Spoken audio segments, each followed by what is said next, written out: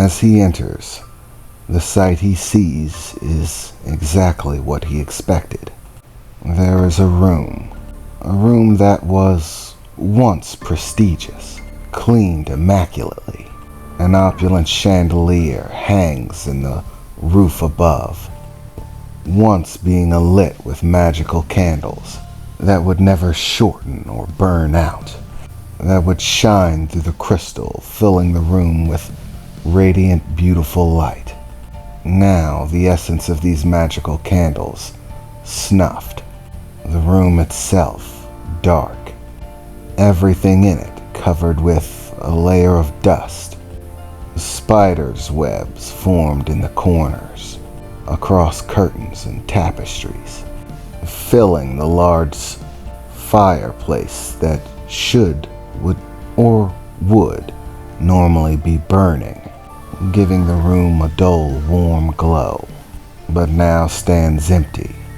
All that was once inside of it burnt to ash, with no sign that it has been used any time recently. There are many mirrors in this room, but all lie shattered, their pieces scattered across the floor. Those as well, unmoved, unchanged.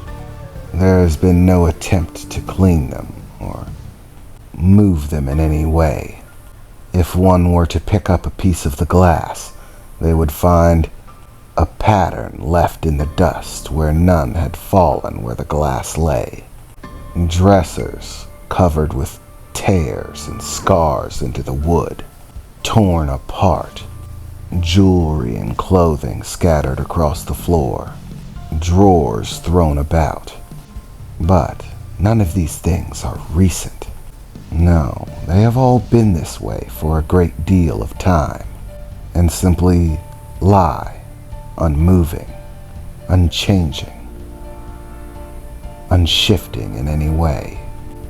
And there, in the center of the room, a large, once very elegant bed, which long ago held beautiful silk black cloths that would hang around it and give privacy to whoever lie on the bed. However, now all that remains are tattered rags covered in spiders' webs, dust, and looking as disheveled as they possibly could. And there in the center of the bed, a bed made with black sheets and blankets, sits a figure. Not much can be seen of them.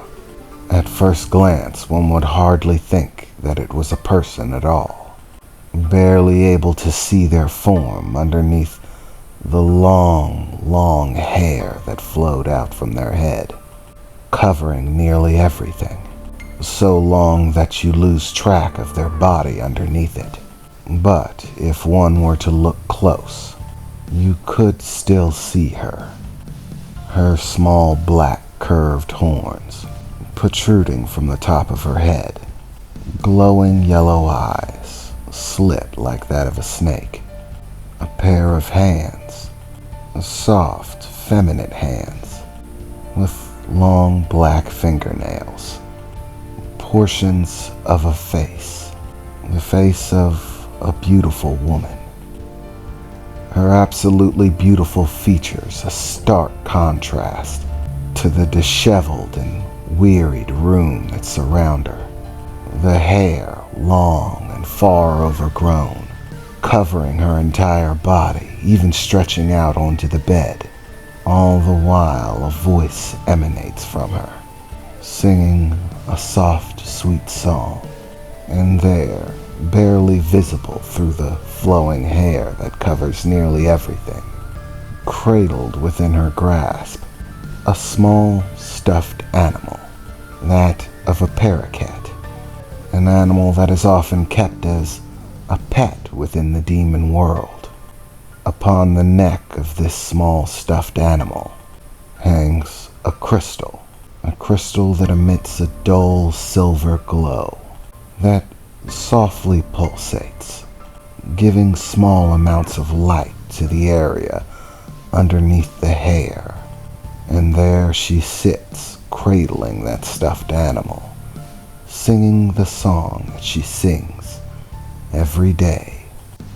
Alcilia. It is me, Alcilia. It's Mesotora, he said as he closed the door behind him. Mesotora, she said, still clinging to the stuffed animal, briefly looking up in his direction. My Mesotora, why are you here? You should be watching our son, you know, Alcilia said, beginning to softly stroke the head of the stuffed animal. He might get frightened without his father there. He will be fine, sweetheart, Mesotora said as he approached the bed, sitting down gently beside her, reaching out his hand and moving a portion of the hair away from her face. How are you feeling, sweetheart? I'm fine. Why ever wouldn't I be? I'm just waiting, that's all. No doubt, Avalar will be hungry soon. When he is, he'll cry. He'll call to me. I am his mother, after all. He'll need me, so I should stay here. He should be getting hungry any time now. Yes, I just have to wait. I just have to wait until he'll call me, she said, stroking the small stuffed animal once more, clinging it very tightly to her chest as teardrops began to run down her face.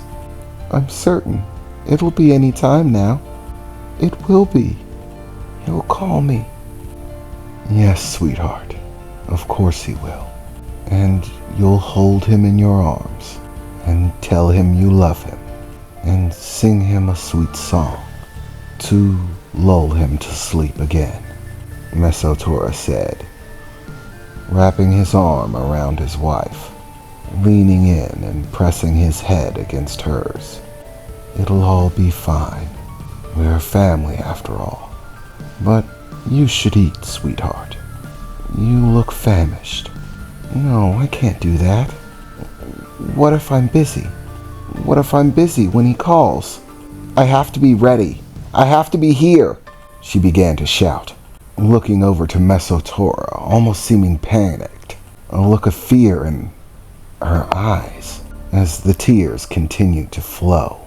It's okay, sweetheart. You'll be there. You won't miss it, I swear.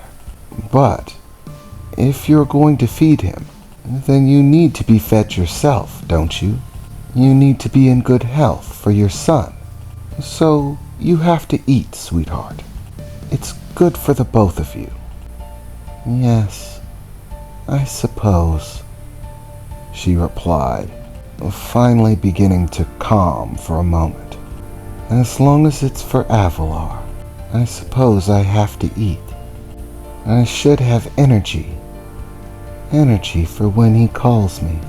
Yes, of course, sweetheart, Mesotora replied as he reached into his pocket, pulling from it what appeared to be a small sphere that seemed to glow a vibrant white light. Here you are, sweetheart, he said as he held the small glowing sphere out in front of her, one single hand separated from the small stuffed animal for the moment, reaching out and grasping the small glowing sphere by the nails, clutching them ever so softly within it.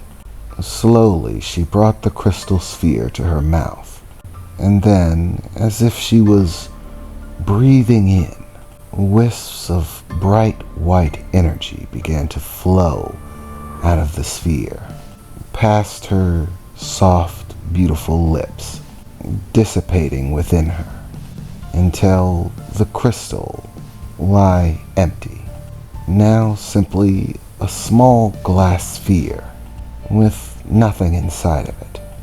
Yes, that's good, sweetheart, Mesotora said as he leaned over, giving her a kiss on the forehead.